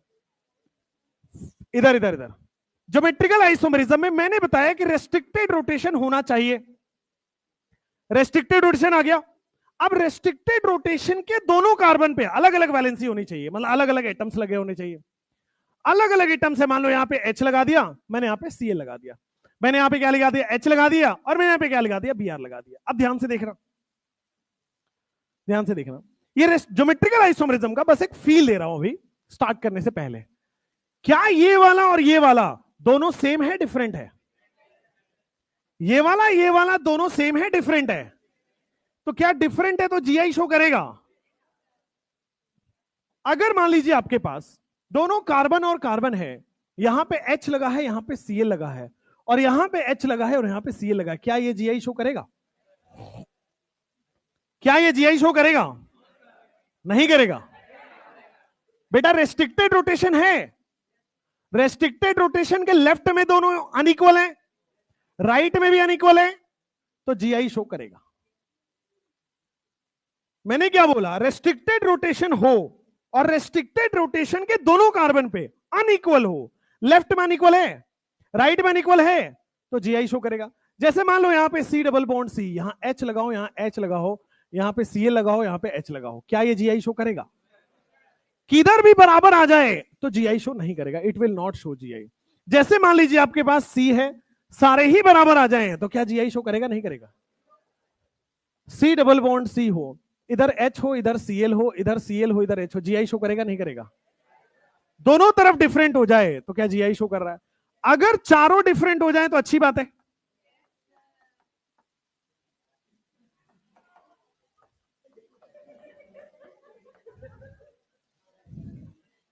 अभी मैं क्या बोलूं बताओ? क्या यहां पे रेस्ट्रिक्टेड रोटेशन है?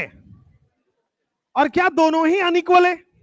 यहां भी दोनों अनइक्वल है, तो इसका मतलब जीआई शो करेगा। देखो, काम ये है, काम आपको ये करना है, काम आपको ये करना है यहां पे कि केवल आपको रेस्ट्रिक्टेड रोटेशन देखना है और रेस्ट्रिक्टेड रोटेशन के दोनों साइड अनइक्वल एटम्स को देखना है। इसके बाद बाकी कोई भी कंडीशन आए आपके दिमाग में नहीं चलनी चाहिए। इधर इक्वल हो या इधर इक्वल हो, जीआई शो नहीं करेगा। दोनों तरफ कुछ भी हो, अनइक्वल होना चाहिए, बस हमें ये देखना है। अनइक्वल है क्या? हाँ। अनइक्वल है क्या? हाँ, तो जीआई शो कर रहा था। अगर इक्वल आ गया, दोनों सेम इक्वल का मतलब, जैसे आप कह रहे हैं हाइड्रोजन और ड्यूटेरियम में क्या करेंगे, दोनों इक्वल है क्या, इसलिए वो जीआई की कंडीशन में जाएगा। फिर से इधर आओ, जैसे मान लो, अब एक कंडीशन देता हूं जीआई में। मान लो मैंने एक जीआई का कंडीशन बनाया, रेस्ट्रिक्टेड रोटेशन, यहां पे डाल दिया मैंने एच, यहां पे डाल दिया मैंने सीएल, यहां पे डाल दिया एच, और यहां पे डाल दिया मैंने सीएल। दूसरा कंडीशन बना रहा हूं, कार्बन डबल बॉन्ड कार्बन, यहां पे एच, यहां पे सीएल, ऊपर सीएल और नीचे एच। देखो, पहले मुझे बताओ कि क्या ये जीआई शो करेगा? रेस्ट्रिक्टेड रोटेशन है और दोनों साइड डिफरेंट है, जीआई शो कर रहा है। रेस्ट्रिक्टेड रोटेशन है, दोनों साइड अनइक्वल है, जीआई शो करेगा। रेस्ट्रिक्टेड रोटेशन के साथ दोनों साइड अनइक्वल होगा, जीआई शो करेगा। अब ध्यान देना, यहां पे देखना, क्या दोनों, कोई भी एक एटम ले लो, कोई भी एक एटम ले लो जो कॉमन होना चाहिए दोनों साइड। दोनों साइड से एक कॉमन एटम उठाया, यहां पे दोनों साइड से कोई भी एक कॉमन एटम उठा लो। अगर दोनों साइड में कॉमन एटम सेम साइड हो, क्या हो जाएगा? सिस। अगर दोनों साइड, अगर कॉमन एटम अपोजिट साइड हो, तो क्या हो जाएगा? ट्रांस।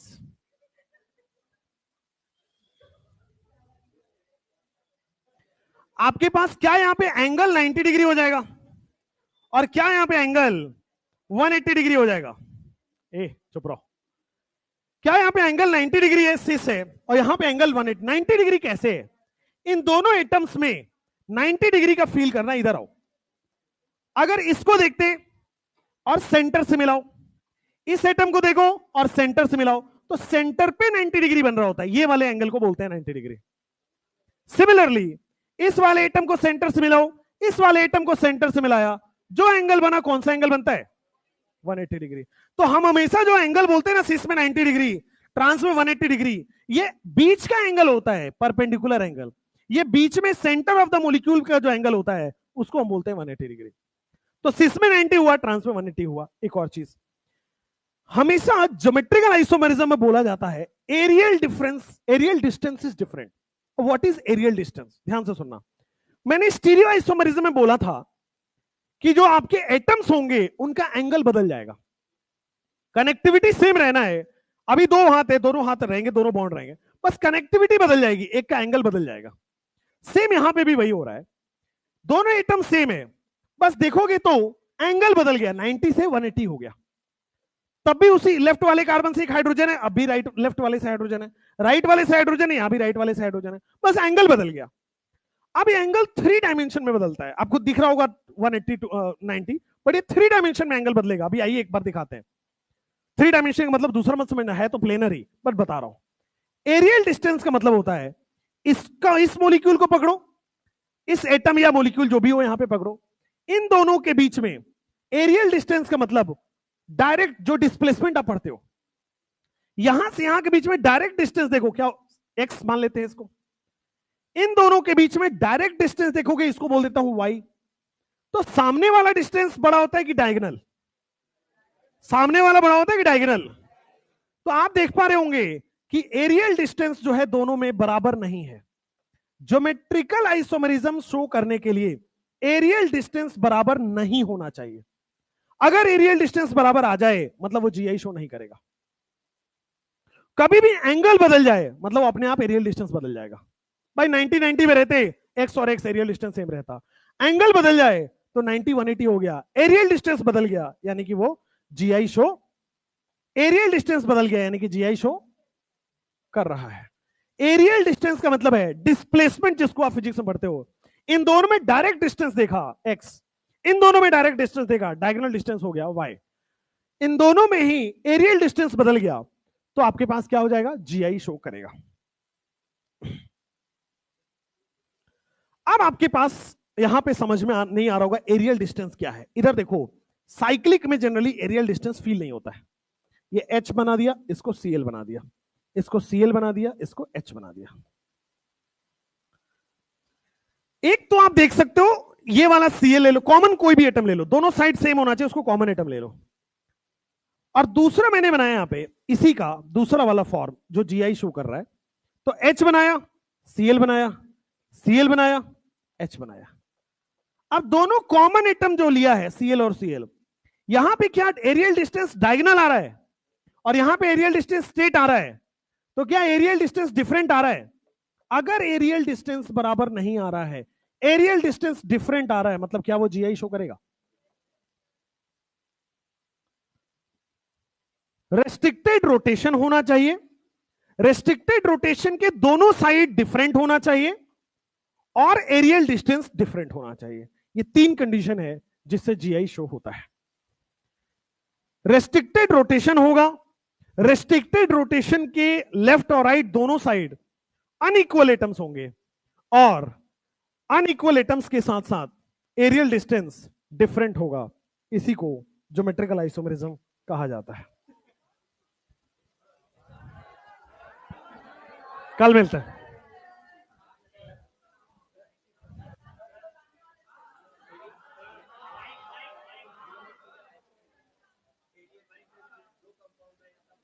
तब देखा जाएगा। ऑलवेज एक कंपाउंड के लिए एरियल डिस्टेंस नहीं होता, कंपेयर करना है।